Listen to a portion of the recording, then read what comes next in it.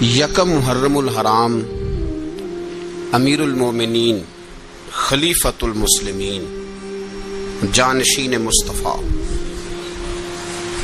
جبل استقامت اور رسول اللہ کے دین کا بہت بڑا سپاہی حضرت عمر فاروق رضی اللہ تعالی عنہ، جناب عمر کا نام صرف کام نہیں، حضرت عمر کا نام انقلاب برپا کر دیتا ہے۔ حضرت عمر کا نام کفر کے ایوانوں میں جبر، ظلم، شرک کی وادیوں میں جب حضرت عمر کا نام بھی لیا جائے تو بے ایمان کانپنا شروع ہو جاتے۔ حضرت عمر فاروق رضی اللہ تعالی عنہ، حضرت عمر معمولی شخص نہیں، معمولی آدمی نہیں۔ کچھ لوگ صدیوں کے بعد پیدا ہوتے ہیں اور کچھ لوگ ایسے ہوتے ہیں جو ایک ہی بار پیدا ہوتے ہیں، ان جیسا دوسرا پیدا ہوتا ہی نہیں، دوسرا ان طرح کا پیدا ہوتا ہی۔ حضرت عمر رضی اللہ تعالی عنہ جیسی شخصیات پیدا ہی نہیں ہوتی دوبارہ۔ سارے صحابہ در رسالت مآب پہ خود آئے۔ یہ وہ عظیم شخص ہے جسے اللہ کے محبوب نے اللہ سے مانگ کے لیا، کہا اے اللہ یہ مجھے دے دے، اللہ سے مانگ کے لیا ہے۔ اس لیے صوفیاء کہتے ہیں کچھ مرید ہوتے ہیں، کچھ مراد ہوتے ہیں، کچھ مرید ہوتے ہیں، کچھ مراد ہوتے ہیں۔ مرید وہ ہوتا ہے جو چل کے آتا ہے، آ کے مرید ہوتا ہے۔ مراد وہ ہوتا ہے جسے کہا جاتا ہے کہ یہ کبھی میرا بن جائے نا، یہ کبھی آ جائے نا، میرا بن جائے، اس کو مراد کہتے ہیں۔ حضرت عمر مصطفیٰ کریم کی مراد ہے، حضور کی مراد ہے۔ اللہم اعز الاسلام بے اسلام عمر ابن خطاب، اے اللہ اسلام کو عزت دے دے، میرے عمر کو کلمہ پڑھنے کی توفیق عطا فرما دے۔ اور کیسے دعا مانگی؟ وہ یار حضرت عمر کی تو اس فضیلت کا کوئی جواب نہیں دے سکتا، میرے رسول پاک علیہ السلام سب کے لیے ہی دعا مانگتے ہیں نا، حضور کی دعا عام ہے، لیکن مصطفیٰ کریم نے کعبے کا غلاف تھام لیا اور غلاف کعبہ کو حضور نے سینے سے لپٹایا اور سینے سے چمٹا کے کہا اے اللہ میں نے تو کبھی سوال ہی زیادہ نہیں کیے، میں کرنے آیا ہوں، مجھے عمر دے دے، عمر دے دے۔ حضور نے مانگ کے لیا۔ اور پھر جب جس کو حضور مانگے اللہ سے کہ حضرت عمر رضی اللہ تعالیٰ عنہ کا آج یوم شہادت ہے، میرا تو دل کرتا تھا کہ فجر سے باتیں شروع ہوں اور سارا دن ہی عمر کی باتیں ہوتی رہیں، سارا دن جناب عمر کی باتیں، سارا دن، اس لیے کہ ذکر جناب عمر کا ہوگا پر راضی اللہ کے رسول ہوں گے صلی اللہ، تو جاگ کے بیٹھے، خوش ہو کے بیٹھے۔ ہمارے ہاں منایا ہی نہیں جاتا، بابے اللہ کی تا ساؤن بھادروں اسو کتا تے منڈے جنوری فروری، تو اسلامی سال بھی گیا اور وہ تاریخیں بھی ساری گئیں۔ یکم محرم امت مسلمہ کے لیے بہت بڑا دن ہے، بہت بڑا دن۔ یہ شہادت ہے حضرت عمر فاروق کی رضی اللہ تعالی۔ یہاں چھوٹی چھوٹی باتوں پہ گورنمنٹ چھٹی کرتی پھرتی ہے، چھوٹی چھوٹی باتوں، الیکشن ہو گیا تو چھٹی، فلاں جگہ پہ تھوڑا سا کسی نے خبر دے دی کہ کوئی پریشانی ہے تو چھٹی، فلاں جگہ یہ ہو گیا تو چھٹی، یہاں تک کہ فلاں وزیر صاحب فلاں علاقے میں آئیں گے تو سارے علاقے کو چھٹی۔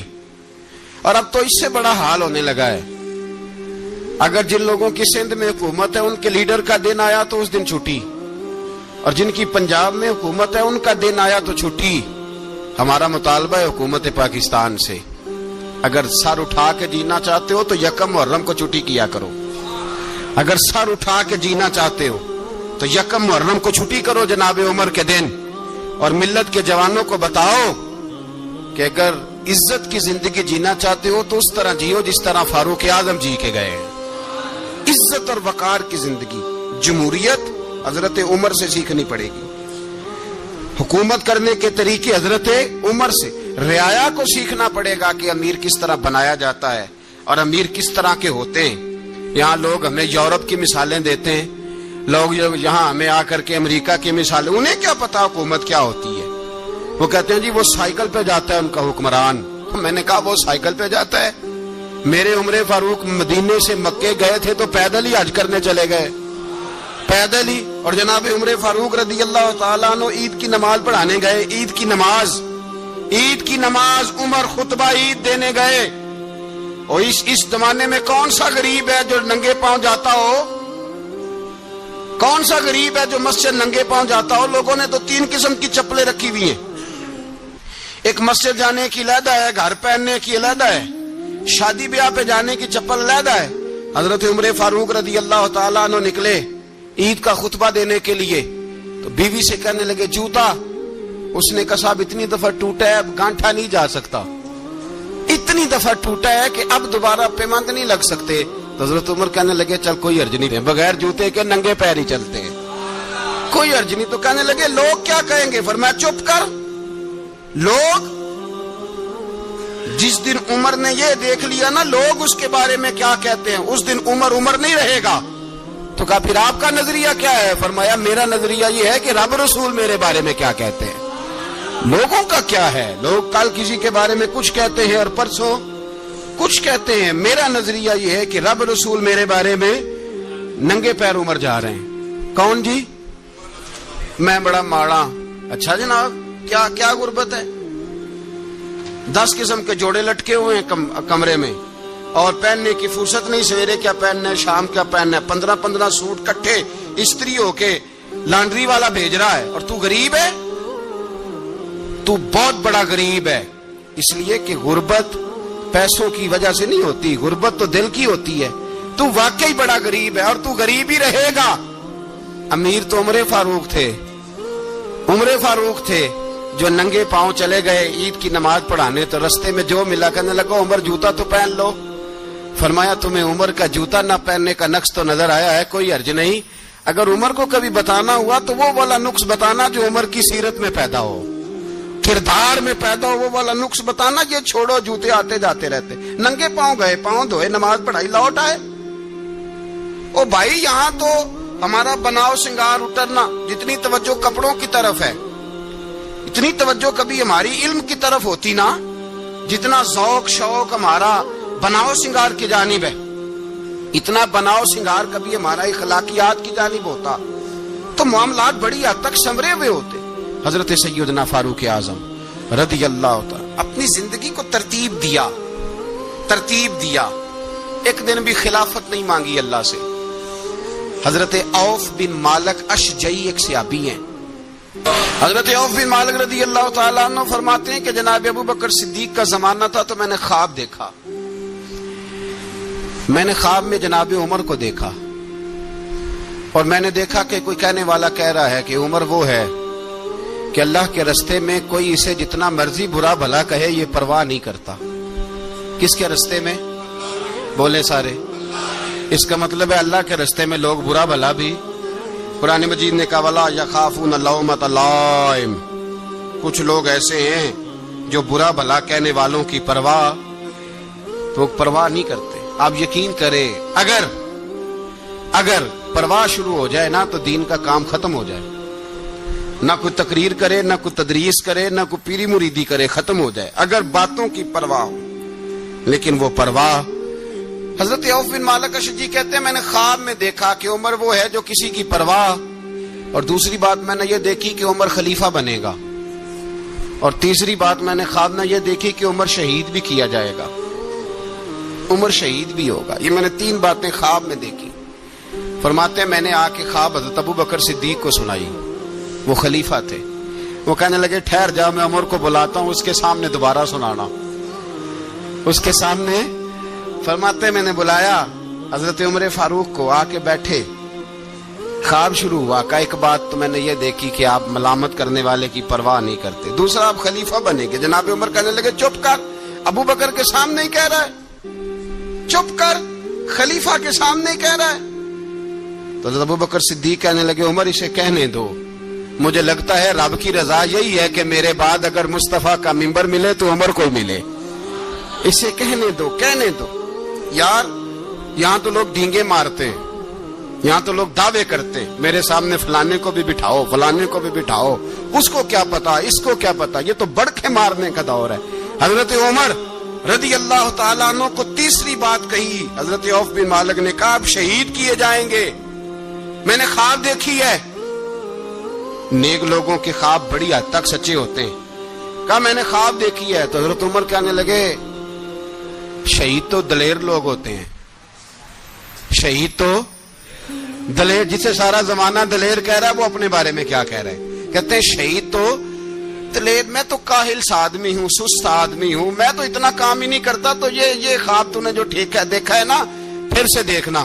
تو ابو بکر صدیق فرمانے لگے عاجزی نہ کر، انکساری نہ کر، تو جو کہہ رہا ہے ٹھیک کہہ رہا ہے، لیکن مجھے سن کے شکر بھی ہوا ہے اور افسوس بھی ہوا ہے۔ افسوس اس بات کا کہ تیرے جیسا بطل عظیم چلا جائے گا، اور شکر اس بات کا کہ رب تجھے زندگی بھی اعزاز والی دے گا، اور شہادت کی موت دے کے اللہ تجھے موت بھی عزت والی عطا فرمائے گا۔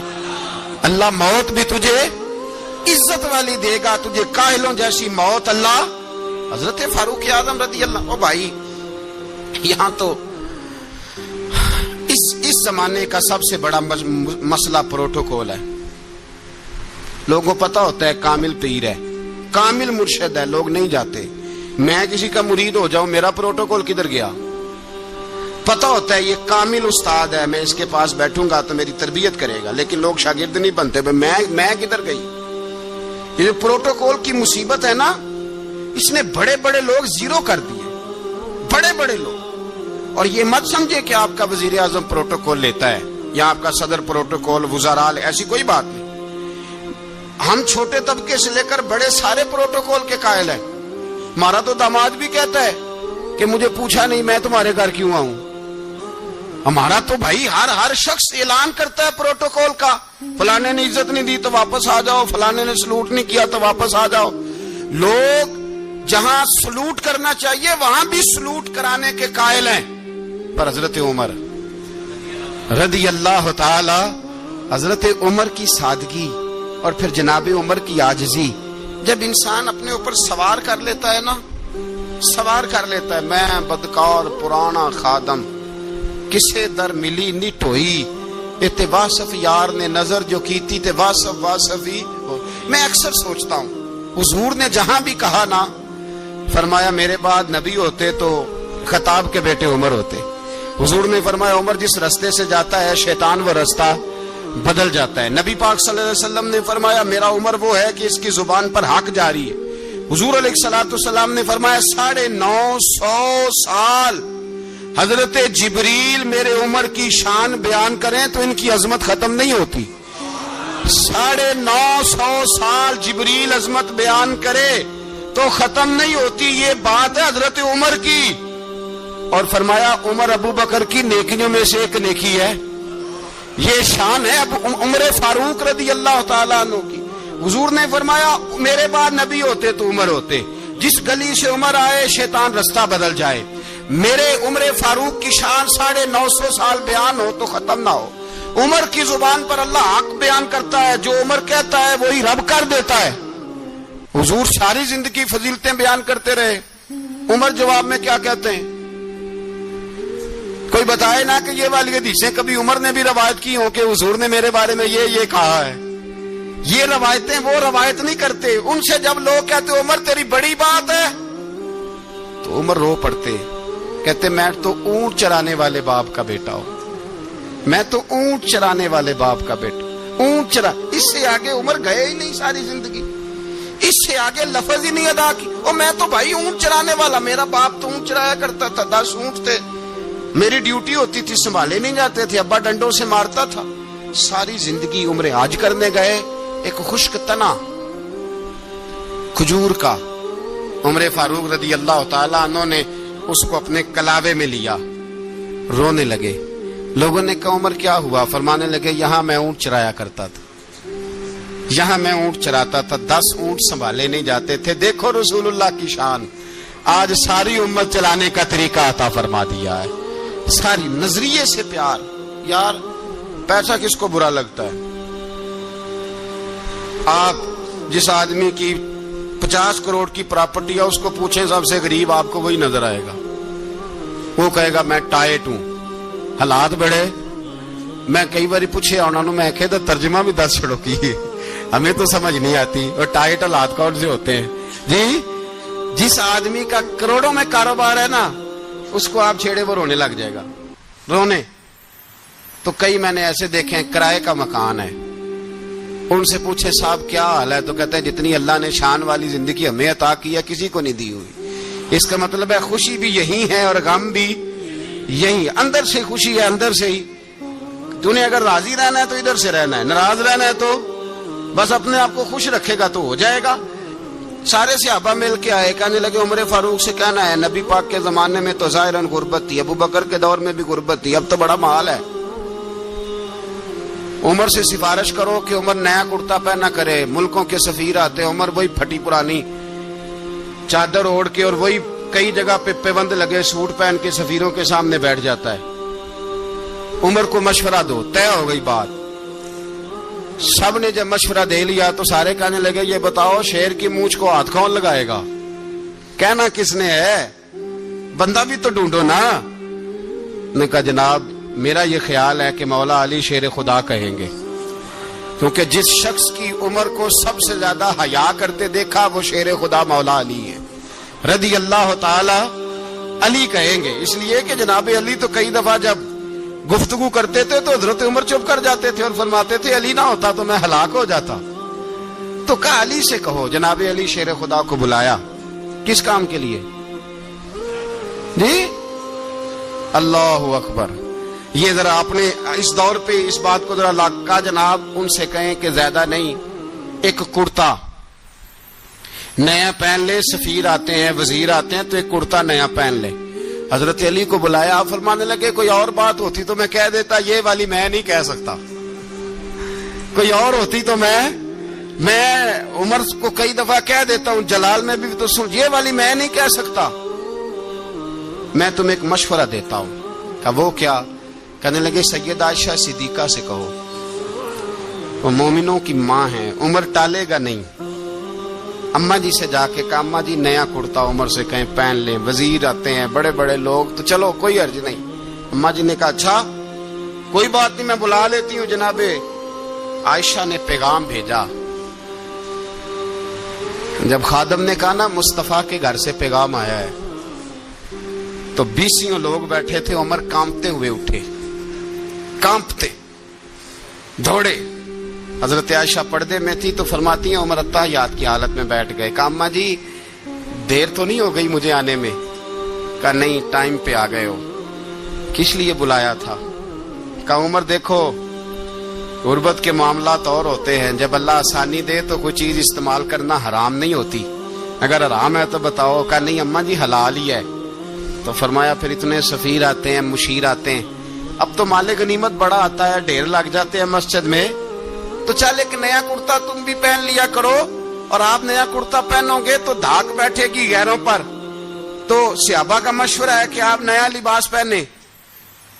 اماں جی کہتی ہے میں نے حکم دیا تو عمر چپ کر گئے, گردن جھک گئی. تھوڑی دیر کے بعد سیدنا عمر فاروق نے سر اٹھایا تو داڑھی پہ آنسو گر رہے تھے, رو پڑے. کہنے لگے پاک محبوب کی پاک بیوی جیسے حکم کرتی ہو میں حاضر ہوں, پر مجھے وہ والا لباس پہنانا جو میرے مصطفیٰ نے پسند فرمایا ہے. اگر یہ رنگ رسول پاک کا ہے تو میں حاضر ہوں, اور اگر نبی پاک کا نہیں تو پھر جیسے آپ حکم کریں. جناب عائشہ کہتے ہیں عمر روئے تو میں زیادہ روئی, میرا پلو بھیگ گیا آنسوؤں سے. میں نے کہا عمر آپ جائیے. عمر یوں نکلے تو جو صحابہ کھڑے تھے وہ کونے میں تھے, سارے آ گئے. کہا اماں جی کیا بناؤ؟ فرمایا بھائی تم سب جو باتیں کہتے ہو وہ اپنی جگہ ٹھیک ہیں, پر عمر جو بات کرتا ہے وہ سب سے زیادہ ٹھیک ہے. عمر جس پہلو پر بات کرتا ہے وہ یار ایسی عاجزی, ایسا رنگ, ایسا انداز, ایسا طرز حیات, ایسی زندگی. اولاد کے معاملے میں لوگ بزدل ہو جاتے ہیں, بزدل. پر حضرت عمر کا بیٹا مصر گیا, وہاں سے کمائی کر کے لایا, تجارت کرنے گیا, لاکھوں کا مال. کون سا باپ ہے دنیا میں جس کا بیٹا باہر سے پیسے لے کے آئے تو ابا تفصیل پوچھے کہ بیٹا کہاں سے کمائے, کہاں سے لایا, کتنے ملے, کیوں آئے؟ کون سا باپ تفصیل پوچھتا ہے؟ ابا تو کہتا لا صحیح, اور तारीफें करता है, मेरा बेटा बड़ी कमाई करता है। कभी पूछा है उससे कि ड्यूटी सही देता है कि नहीं? कभी पूछा है कि तू ईमानदारी की रोजी लाता है कि हराम की कमाता है? ये बाप की जिम्मेदारी है, ये अम्मा की जिम्मेदारी है। फिर कहता है बीमारी कैसे आ गई, परेशानी कैसे आ गई? तूने कभी सवाल किया अपनी औलाद से? हजरत उमर फारूक रदी अल्लाह ताला अन्हु का बेटा मिस्र से पैसे कमा के लाया तो जनाब उमर ने बुलाया, फरमाया बेटे इतनी तो तेरे पास राशि ही नहीं थी, थोड़े से तो तू पैसे लेके गया था, इतनी कमाई कैसे हो गई? इतने तो पैसे नहीं थे साहब, कहां से कमाई लाए? उसने कहा अब्बा जी वो जो मेरे चचा है ना मिस्र के गवर्नर, आपके दोस्त, उन्होंने मेरी मदद की है। फरमाया जितने लोग गए थे सबकी की है मदद उसने? कहा नहीं सिर्फ मेरी की। फरमाया तेरी क्यों की? तेरी क्यों की?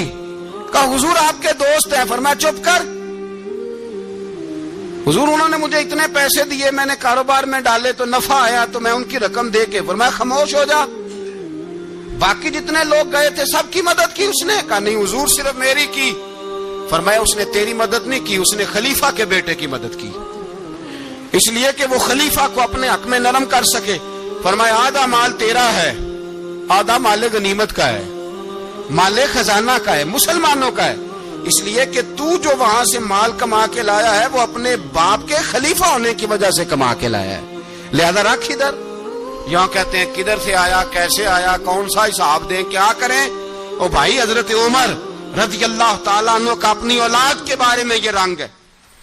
एक जंग से ना खुशबू आई, खुशबू बड़ी महंगी होती थी, अरब में खुशबू आज भी बड़ी महंगी है, वो ज्यादा इस्तेमाल करते हैं। मेरी बातों की समझ आ रही है मेरे भाइयों? बड़ी महंगी खुशबू थी। जब वो खुशबू आई तो हजरत उमर ने कहा, घर में पहले पहुंची हजरत उमर के, चूंकि ज्यादा औरतें इस्तेमाल करती थी घर के अंदर खुशबू, मर्द भी लगाते थे। हजरत उमर ने अपनी बीवी से कहा, आपकी जौजा तो थी वो बड़ी खुशबू को पसंद करती थी। हजरत उमर ने अपनी जौजा से कहा कि खुशबू लाओ, मैंने एक औरत की ड्यूटी लगाई है, वो खुशबू तोल तोल के ना तो हिस्सा बराबर सहाबा में बांट देगी। तो आपकी जौजा कहने लगी किसी बीबी की ड्यूटी लगाने की क्या जरूरत थी, मैं जो मौजूद थी मैं बांट देती हूं तोल के हिस्सा बराबर। आपने फरमाया नहीं तू रहने दे, और फलानी बीबी बांटेगी। कहा हुजूर मैंने भी बांटनी है, मेरे पे कुछ हक है? आपने फरमाया नहीं तू तफसील ना पूछ, तू खुशबू दे दे, कोई और बांटेगी। खातूने खाना थी ना, कहने लगी नहीं मुझे भी आज आपको बताना ही पड़ेगा कि कोई जो बांट सकती है तो मैं क्यों नहीं बांट सकती? जौजा कहती उमर ने बात की तो मेरी चीखें निकल गई। हजरत उमर फरमाने लगे जब तू खुशबू बांटेगी ना तेरे हाथों को भी लगेगी, तेरे दुपट्टों को भी लग जाएगी। अगर रब करीम ने मुझसे सवाल पूछा कि उमर खुशबू तो मुसलमानों की थी, तेरी बीवी के दुपट्टे को क्यों लग गई, तो मैं अल्लाह के हुजूर क्या जवाब दूंगा? अगर अल्लाह ने ये सवाल किया कि तेरी बीवी ने क्यों लगाई, वो तो हिस्सा था मुसलमानों का, तो तूने तेरी बीवी ने क्यों लगाई? तो फरमाया मैं नहीं चाहता कि अल्लाह के हुजूर मुझे और तुझे बाजपुरस हो, लिहाजा किसी और को बांटने दे।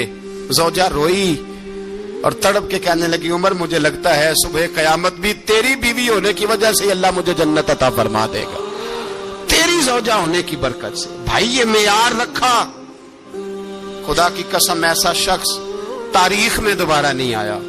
इतना बड़ा आदमी, इतना बड़ा शख्स, इतना बड़ा आदमी, और फिर रंग ये है कि उमर 22 लाख मुरब्बा मील का हुक्मरान, 22 लाख, और खजूर के दरख्त के नीचे मट्टी का ढेला लेके सो गए हैं, परवाह ही कोई नहीं, कोई मसला ही नहीं। 2 गुलाम साथ बैठे तो एक रोटी हजरत उमर ने घर से मंगवाई, थोड़ा सा सिरका, तो गुलाम कहने लगे हमने भी खानी है। फरमाया कोई अर्ज नहीं, रोटी को पेट भर के खाना जरूरी तो नहीं, 3 हिस्सों में बांट लेते।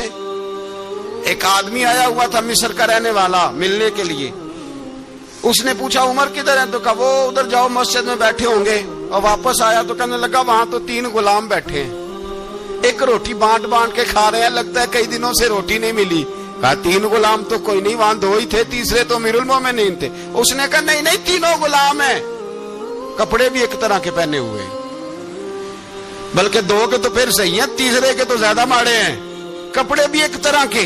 کھانا پینا بھی ایک طرح کا اور ان کا نشست برخاست بھی ایک طرح کی ہے، لہذا کوئی فرق نہیں۔ حضرت ابو ہریرہ کہتے ہیں میں لے کے آیا اور جناب عمر کو جب میں نے کچی زمین میں تامت سمیٹ بیٹھے دیکھا تو میں رو پڑا۔ میں نے اس مصر سے آنے والے کو کہا تو اس کے جلوے دیکھ، اگر اس کی ذات میں اتنا حسن ہے تو محمد عربی کا مقام کیا ہوگا؟ یہ مقام غور ہے، مقام غور۔ 10 محرم کو لوگ دیگے پکائیں گے نا؟ نہیں پکانی ہے؟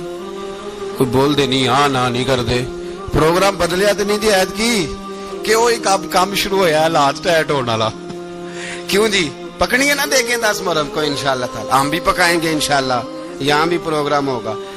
تو 10 محرم کو جو دیگ پکنی ہے تو ایسا نہیں ہو سکتا کہ 1 محرم کو حضرت عمر کے نام کی بھی کوئی پک جائے۔ اگر امام حسن حسین کے نام کی دیگیں پکے تو جو امام حسن حسین کے سے پیار کرنے والے ہیں، جو امام حسن حسین سے، ہم لوگوں نے بھی عجیب رٹا اپنایا ہے نا، ہم لوگ بات کا ایک پہلو دیکھتے ہیں دوسرا نہیں دیکھتے۔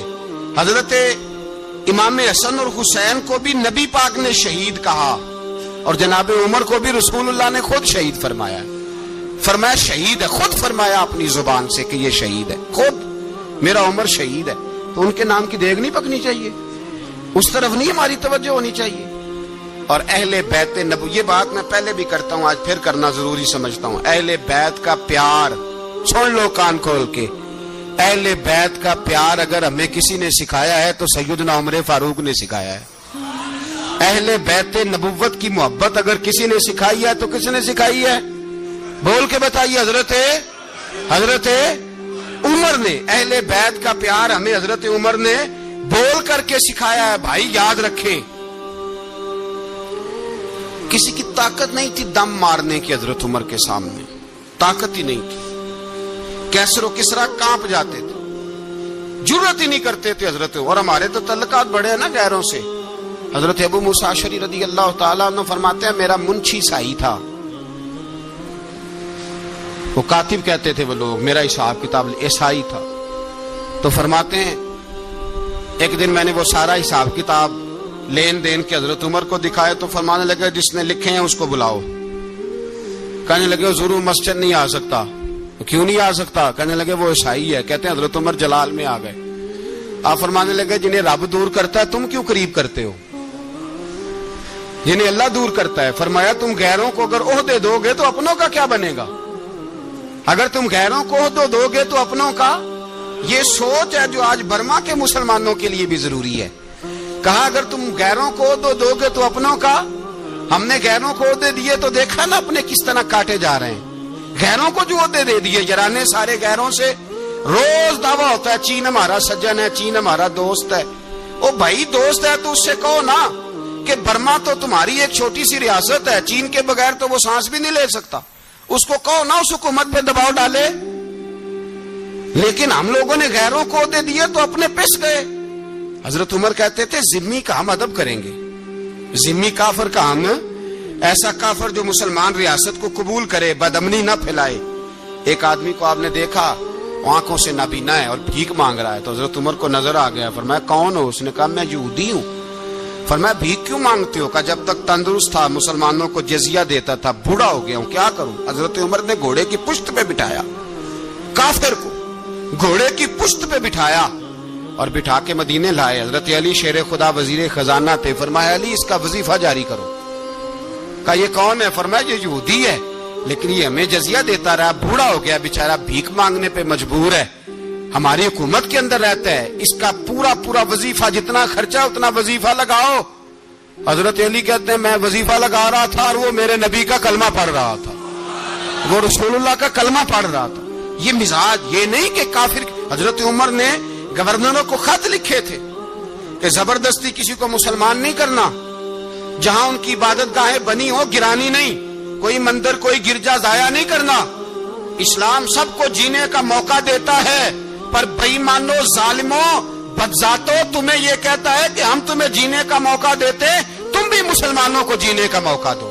یہ جہاں بستے ہیں جہاں رہتے ہیں انہیں وہاں جینے کا موقع دو، انہیں بھی اللہ اکبر کہنے کا موقع دو، انہیں بھی قرآن پڑھنے کا موقع دو، انہیں بھی رسول اللہ پر درود پڑھنے کا موقع دو۔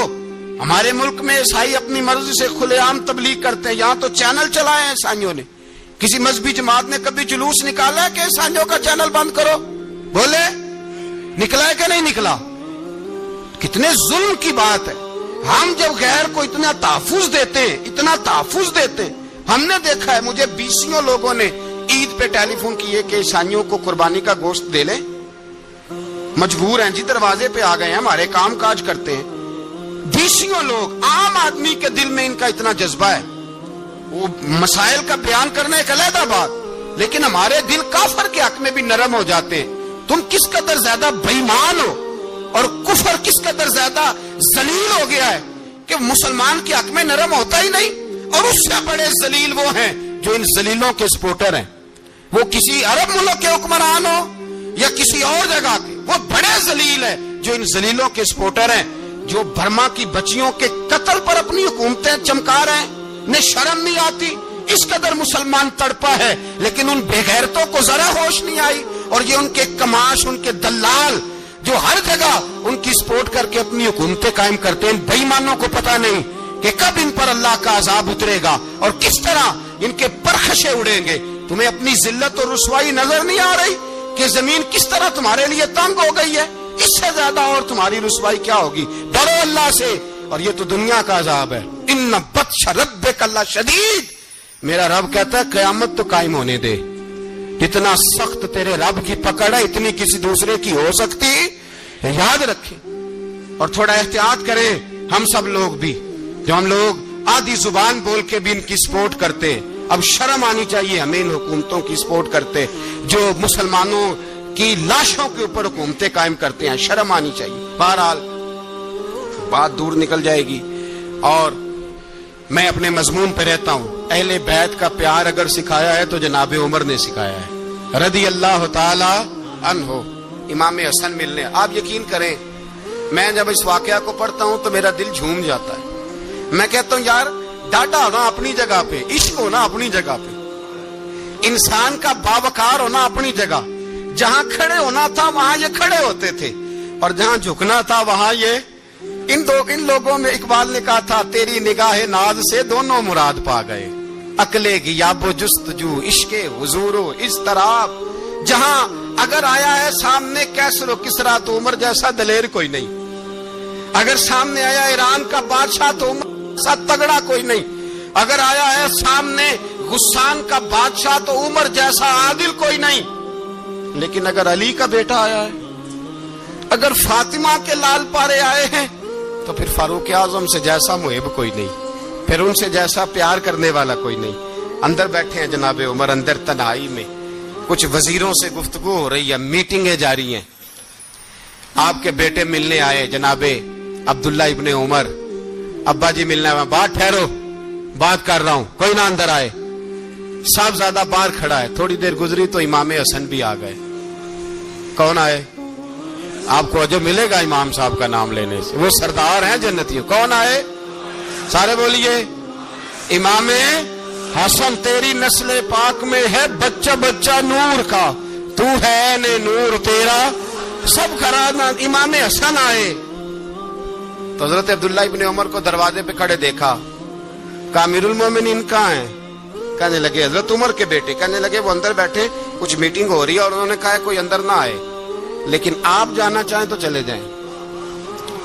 آپ جانا چاہیں تو، تیری نسل پاک میں ہے بچہ بچہ نور، آپ جانا چاہیں تو چلے جائیں. تو انہوں نے کہا جب آپ باہر کھڑے ہیں تو مجھے کوئی اتنا ضروری کام نہیں، اور ابھی زور کی نماز تھوڑی دیر میں ہوگی، میں مسجد میں مل لوں گا امیر المومنین سے.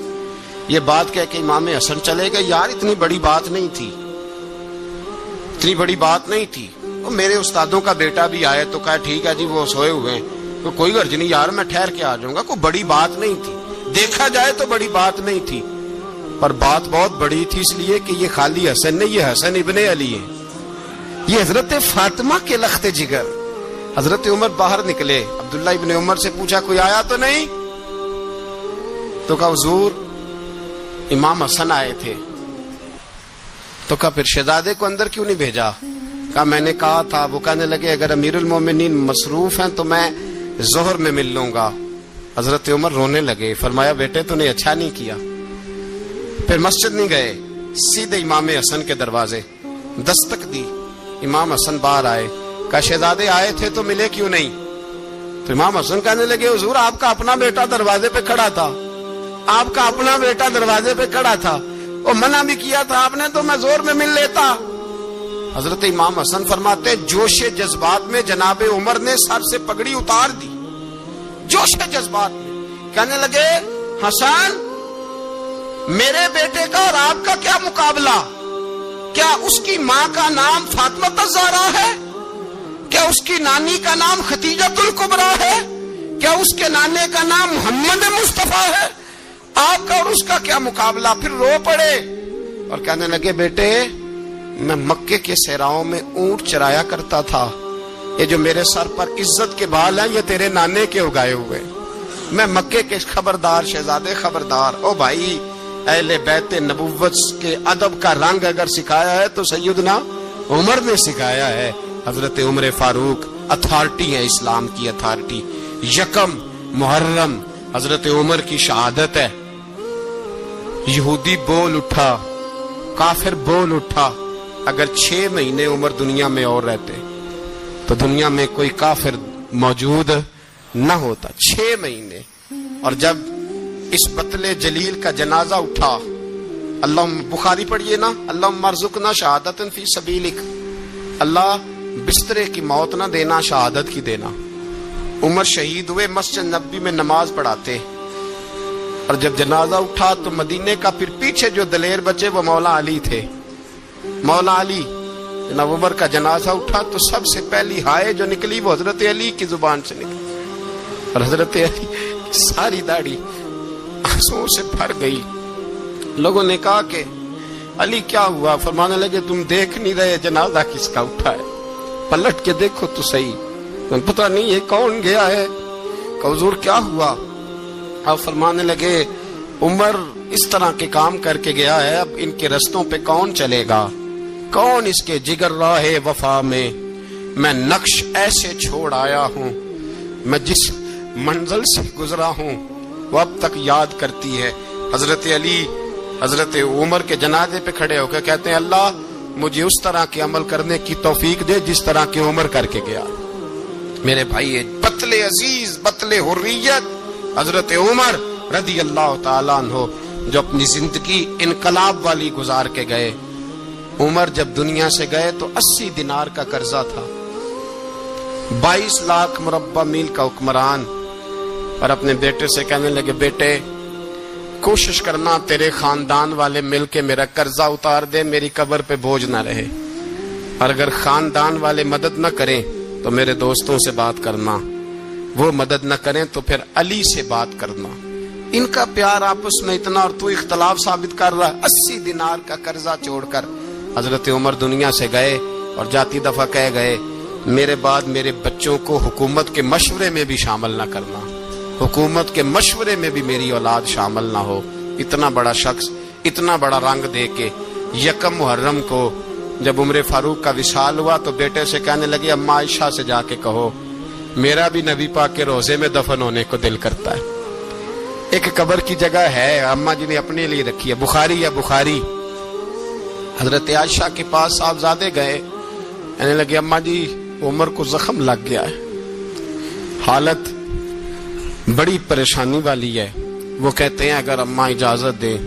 सैयद आयशा रो पड़ी, फरमाने लगी को अपनी कब्र की जगह तो नहीं ना किसी को देता। पर उमर ने कमाल ही बड़ा किया, उसे कहो जाओ गुंबद खजरा में कयामत तक जो मुस्तफा पे और अबू बकर पे सलाम पड़ेगा वो तुझ पे भी सलाम पढ़ के जाएगा। जाओ मैंने जगह दी। आला हजरत फाजिल बरेलवी रहमतुल्लाह अलैह फरमाते हैं वो उमर जिसके आदा पे शायदा शकर, उस खुदा दोस्त हजरत पे लाखों सलाम। उस खुदा दोस्त हजरत पे आप यकीन करें मिंबर पे बैठा हूँ, हजरत उमर का जब नाम लेता हूँ तो मेरे वजूद के रोंगटे खड़े हो जाते हैं। हजरत उमर की जिंदगी जब पढ़ता हूँ तो लगता है खुदाया ऐसे शख्स भी दुनिया में आए, ऐसे लोग भी दुनिया में होकर गुजरे, ऐसा शख्स भी आया जिसने दुनिया सारी इस्लाम की गर्विदा कर दी। और वक्त आया तो चरवाहों से माफिया मांग मांग के कहा कि देखना उमर के बारे में दिल में बात कोई ना रखना।